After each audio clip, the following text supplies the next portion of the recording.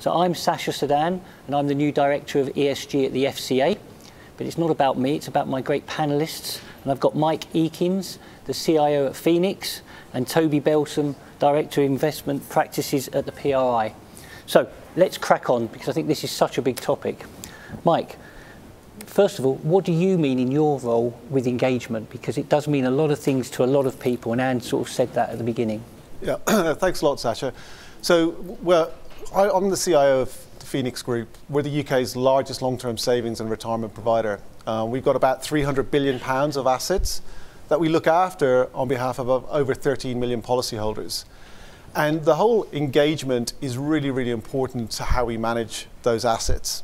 Our investment philosophy is really centered on the United Nations PRI. And we have made several meaningful and material commitments to decarbonise our asset portfolio. We've said our asset portfolio will be carbon net zero by 2050. We made that statement in December of last year. More recently, we have committed that £250 billion of our £300 billion asset portfolio, we will reduce the carbon intensity on that by 50% by 2030. And that, in our eyes, is a really material commitment. Now, to give that some context for those non-carbon economics out there and non-carbon engineers, that's the equivalent of about the carbon production of about 6 million houses in the UK on a per annum basis. So how do we get there? And we fundamentally believe, our house view in Phoenix is that it is all about engagement. And it's about engaging directly with the companies that we invest in. Now, we've undertaken analysis with our asset management partners that actually shows, from an investment perspective, there's an observable value add from engaging directly with the companies we invest in. We want to engage with companies that embrace ambitious but outcome-orientated solutions for their business on a going-forward basis. We fundamentally recognize that engagement is a two-way process.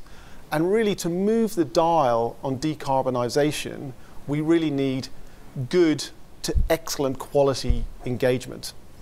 Now, that engagement can only come about if asset owners, such as ourselves, and asset managers with whom we work with, take the time, preparation, and allocate resources over time to have that meaningful engagement.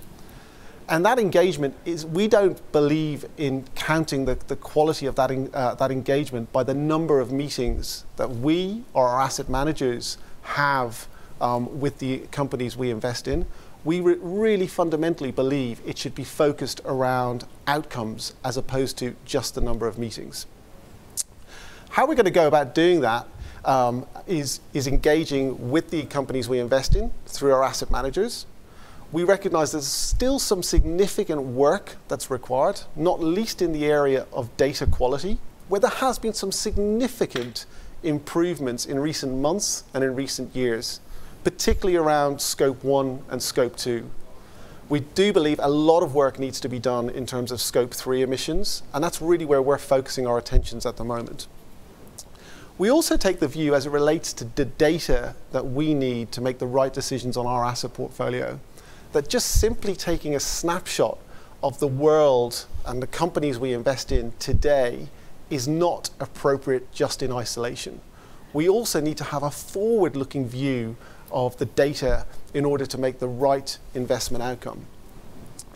Now, having got that data and analysing that data, we fundamentally don't want to penalise companies just because they have a large amount of brown assets on their balance sheet today. We are more than happy to work with the management and those companies who have a strategy to divest and decarbonise their business. The focus of our attentions as we shift away from engagement to divestment is really on those small number of companies who've either got stranded assets or where the management just don't have a comprehensive or compelling strategy for decarbonising their business. Now, there's various industry initiatives out there, such as the Transition Pathway and other initiatives, and we really welcome those initiatives because we really do believe that it accelerates the prospects of decarbonising. And I think finally, coming to the whole debate between engagement and divestment, as I said at outset, we fundamentally believe engagement, engagement, engagement. We believe that will bring the optimal outcome from an investment perspective and accelerating the path to decarbonisation. However, there are assets which are just not compatible with the cleaner world and the decarbonised world we want to invest in and live in. And we have divested those assets such as thermal coal, Arctic drilling and oil sands. And I think the final point I would make before I hand back to you, Sacha, to bring Toby in, is we fundamentally do not believe that divestment alone is also the key. It really comes back to that first point that I made, that it's all about proactive, good quality, two-way engagement. Thank you. One of the points that we'll mention in a minute is there's been too much engagement, I think, in the past from everyone and not enough action. So I think that's why people are pushing in this area. Toby, PRI has done some great work in this area and obviously is looking at all asset owners and asset managers. Maybe give us an explanation of how you see this debate at the moment. Thanks, Sacha. And it's really exciting to see Mike, to hear Mike and before him talk around issues such as systematic risk, about how to engage, about building partnerships, and about collaborating with other investors. Because I think that's really fundamental in starting to move the needle on how corporates change and deal with environmental, social, and governance type issues. It's exciting, but there's also quite a lot of pitfalls potentially for investors, and certainly it needs a considered and careful approach when businesses such as Mike's or Anne's before him are starting to think about how to engage with businesses, and really importantly, start to report those changes, report those benefits, those impacts, those outcomes to the ultimate investor, the savers that have given their assets either to Mike or to Anne to look after. In some ways, this is part of being a good steward. It's part of being managing assets correctly. It's part of looking at businesses, whether they be securities, issuers of debt, issuers of sovereign issuers as well, how they are. How they deal with these types of issues that we've touched on. If I just reflect very quickly on engagement and how that's changed over the last 5 years, really, I certainly since I was starting to be involved within the sector in the late 90s, we've seen asset managers think about different engagement strategies depending on different asset classes. So I mentioned about listed equity, corporate debt, fixed income products, private investments as well. Secondly, approaches on engagements have expanded to incorporate lots of collaborative work, and commented on that earlier on. And thirdly, there's been work on escalation strategies. So what happens if businesses aren't responding to challenges investors are placing to them? And fourthly, and there's still lots of really key issues and questions around this, is how investors can report on impacts and outcomes. What are the implications of engaging with underlying assets? How can asset owners compare between activities? How can asset managers really show that engagement is resulting in outcomes and impact? Okay. One of the questions is engagement, engagement, engagement. But when you go to the ultimate investor goes, I don't understand why there's so much oil and gas in my portfolio, as an example. How do we get between that and educating that you want to engage and not pass the parcel, all the words that we heard, but at the end of the day they go, I don't understand, I thought I would be in a portfolio that didn't have that.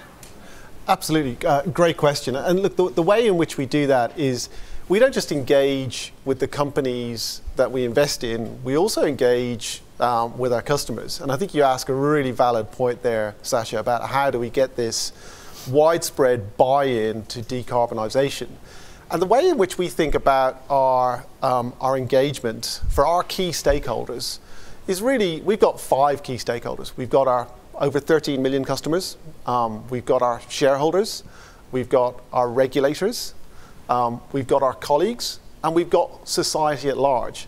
Now, we fundamentally believe, as a purpose-driven organisation where our purpose is to provide our customers with a life of possibilities, we need to engage all of those stakeholders.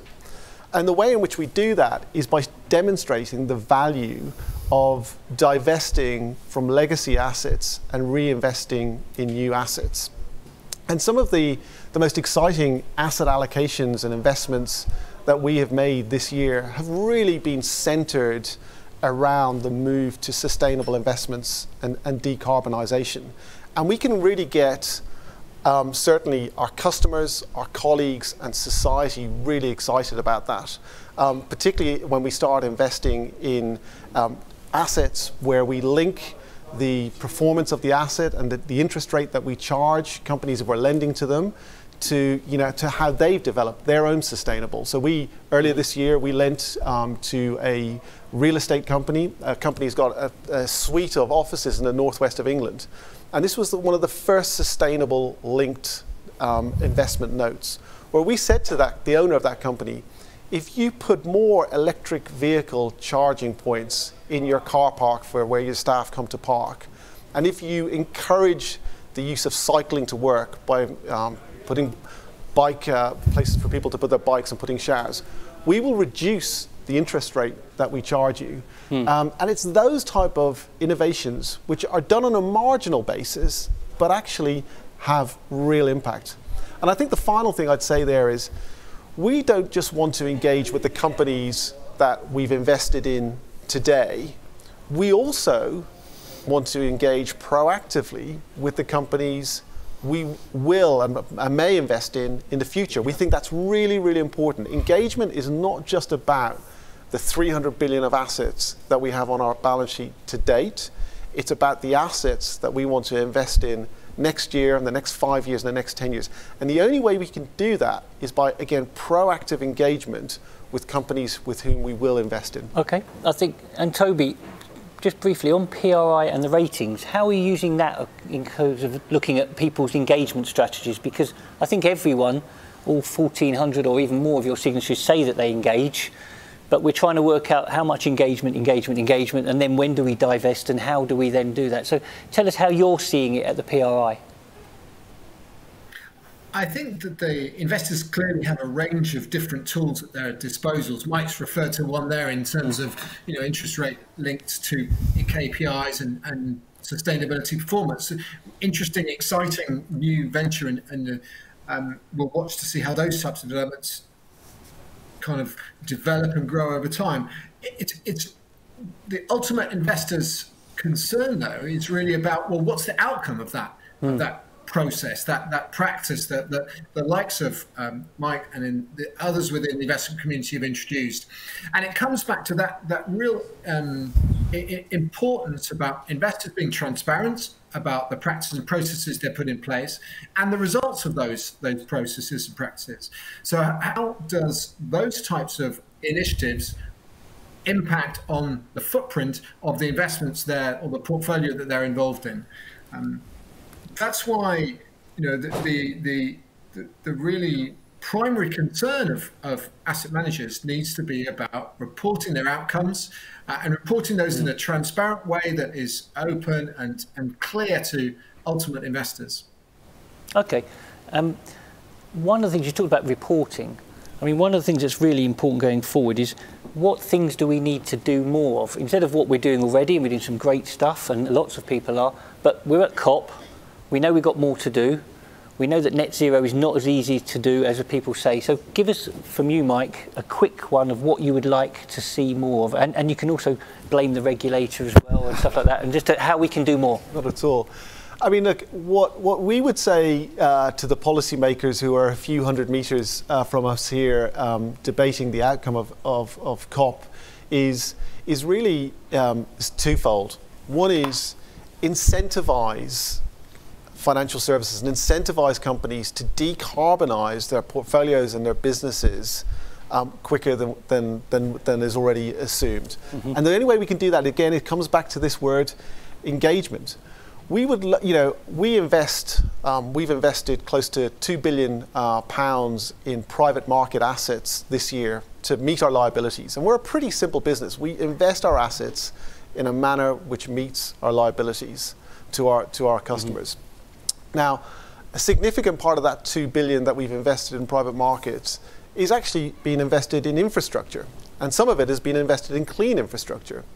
We would love to do more in infrastructure. We would love to get more engaged in clean energy, whether that's the production of clean hydrogen or looking at the uses of carbon capture. But investment in assets like that really has two broad phases. You've got the construction stroke development phase, and then you've got the phase, the asset's in operation and it's throwing off cash flows to investors like us, who we then use to pass on to our policyholders. Now that development construction phase, that does not necessarily suit the profile of our liabilities. So therefore, we don't really have a significant appetite to invest in assets that have a significant development or construction phase. That's not to say that we wouldn't if the right protection from governments were afforded. And I think a significant area where policymakers can step in, particularly as it relates to infrastructure investments and the production of clean energy, is coming in, working with long-term investors such as us. We invest over, our time horizon is not single-digit number of years, it's actually single-digit number of decades. And if policymakers were to work with us to effectively guarantee some element of asset performance in that construction phase, I think that's really important. Okay. Toby, you've only got a minute maximum. I'm going round there. I'm going to the blue zone after. What do you want me to go and try and put on my banner to get things done? Two things. Improved transparency, clear target setting. Yep. There you go, Sacha. Improved transparency. And what was the other one? Clear target setting. Clear target setting. And not just in 2050, you mean? No, just yeah.